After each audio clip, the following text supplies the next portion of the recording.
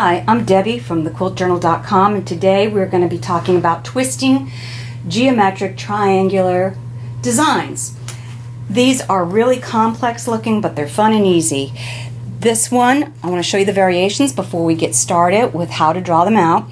Is the triangles have been marked and all drawn out clockwise. This one has been drawn out first clockwise and then reversing into a counterclockwise to get these little fan effects. And this one is what you call a mistake. It was started out doing the clockwise, counterclockwise, and then in the middle got sidetracked and went in the same direction twice. I still like the way that looks. Okay, without further ado, let's get started and show you how to draw this out.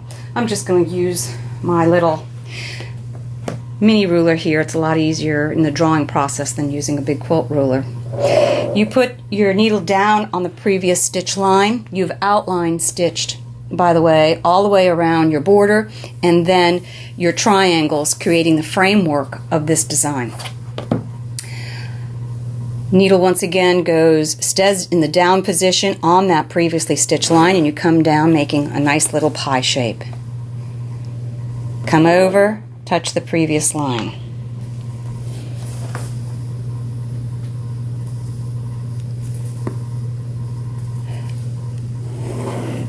Come up, touch the line. My pen is making little blops. I drew these out, which shows up okay in pencil, but when for demo purposes on this, the pencil just does not show up as well. And so I've tried Sharpies and what have you. And this came up with the most pronounced line so that you could see what direction. And you just keep coming real quickly, and you keep going around, working your way around, and these triangles just magically proceed to kind of twist in front of your eyes and become this really cool design. Now I'm hurrying along quickly for the sake of the time of this video, because I think it's important to visualize this. But you would stop at each previous line, and then you're going to backtrack your way on down here until the next row. Now I did this in a clockwise, so the next go round I need to go counterclockwise in order for this fan motif to stitch out. So stop at the line, move it out 1/4 of an inch or 1/8 of an inch, whatever, however wide you want your lines to be.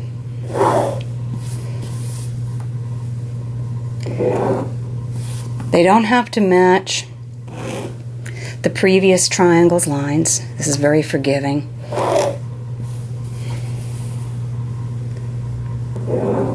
And you just keep going, working your way around. And as you do that, you can see your design starts to, it's magic, come into view.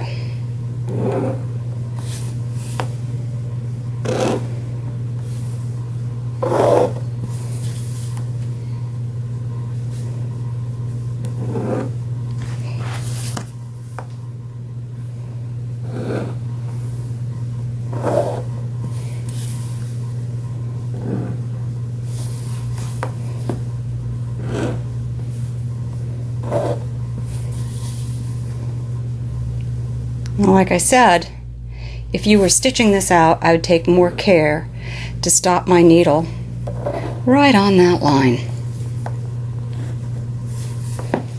But once you see how this is drawn out, you kind of have that aha moment.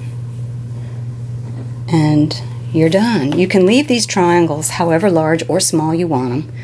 Stitch back down, backtrack, and then I would go about this one clockwise. All right, let's take it to the sewing machine and stitch it out. Okay, so here we are at the sewing machine. I've got my outline stitching done.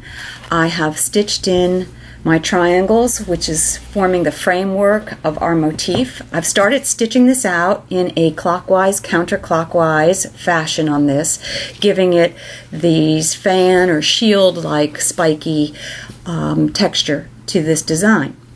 So let's go ahead and get started. This go round I am going in a clockwise fashion. I put the bottom of the ruler up against my foot. The top of the ruler is right on the line, pushing that ruler to the inside of the design each pass. If you remember to keep the ruler to the outside of your foot at all times, it will keep moving the motif, spiraling to the inside. Every now and then I get distracted, and when you go to shift your ruler, sometimes not thinking, you'll put it to the inside and you'll notice right away that you're off. The other thing is, if you break away from doing this for a little bit, I would leave a note on your quilt. What's the next clockwise, counterclockwise? You can figure it out if you sit and really look at the motif, but I can't tell you how many times I have broken away and then just not thinking. It's hard to flip back to the counterclockwise. The clockwise just seems intuitive, and so it's a mistake that I don't know how many times I have to make, but obviously that's one that I just keep making. I want to talk a little bit about my ruler once again. I am using Accents in Design fine line rulers. This is the 8-inch regular, and I think that these come in 6, 8, and 12-inch, and this is the 8.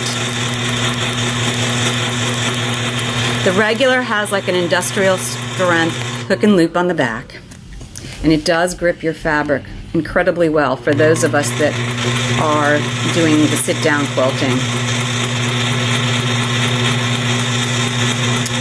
Now, they also make an applique version of this straight line ruler, and my understanding is that the hook and loop on the back is not as industrial as this one, which I don't own that one at this time, but I think that there is real benefits to that too. I can tell you that when I have used this on embroidered, going around an embroidered motif, or when you're using 40 weight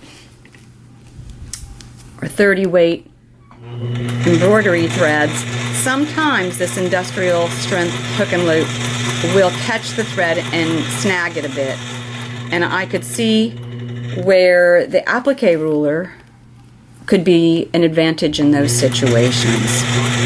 So, like I said, I don't own one of those. It's on my wish list, but these are wonderful rulers. I like they have laser cut increments on them for if your foot is resting against it and you have your ruler foot on, it's a 1/4 inch, 1/2 inch, inch markings. The pegs, the handles for me are huge. They really do help grip and move the fabric, and it also just helps with finger and hand fatigue. I'm not smashing my hand on this flat ruler trying to push the whole thing. It gives me something to help grab on and move this fabric.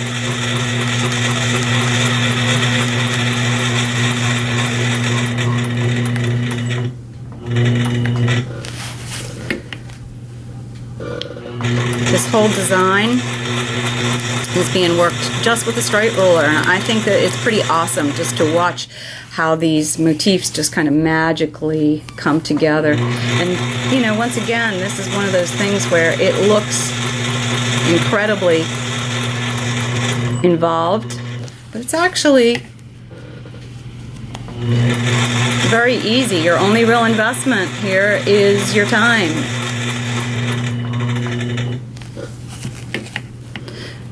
And of course the ruler and your machine.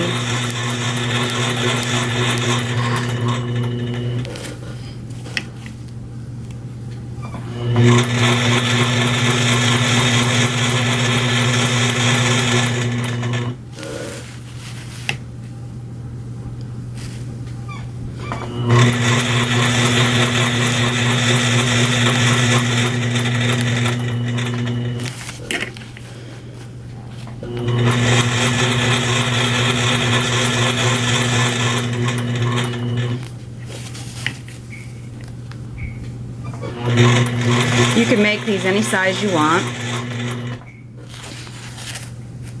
for any size border. The other thing that you could do is this center triangle, depending upon what you're doing. You can leave them bigger to frame an embroidery or an applique.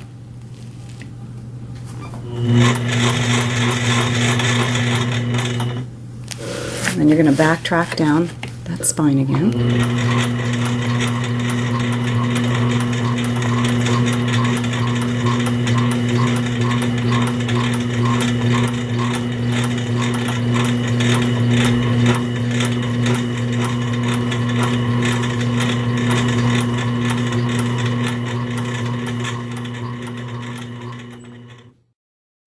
Okay, I just wanted to show you a few other options here.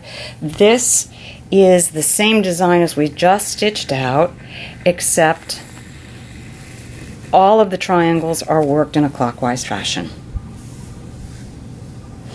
And you can see all the movement, totally different look from the shields, which you can see how, spiky and different that they look just by working it clockwise, and this one rotating it clockwise, counterclockwise.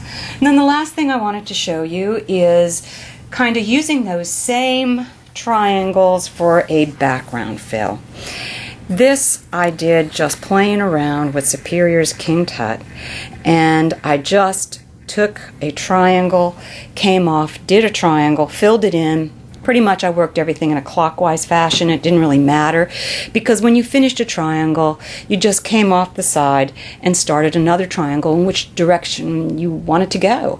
And then every now and then I would throw in a line of pebbles. I think the pebbling turned out really nice with the sharp lines of the rest of the background fill. I think this is a great background fill for going in against applique and embroidery. Because of the triangles, you can adjust the size to get in close to tight spots or little angles and things like that. I hope you've enjoyed these videos. Thanks for watching. Once again, this is Debbie at the Quilt Journal. Happy quilting!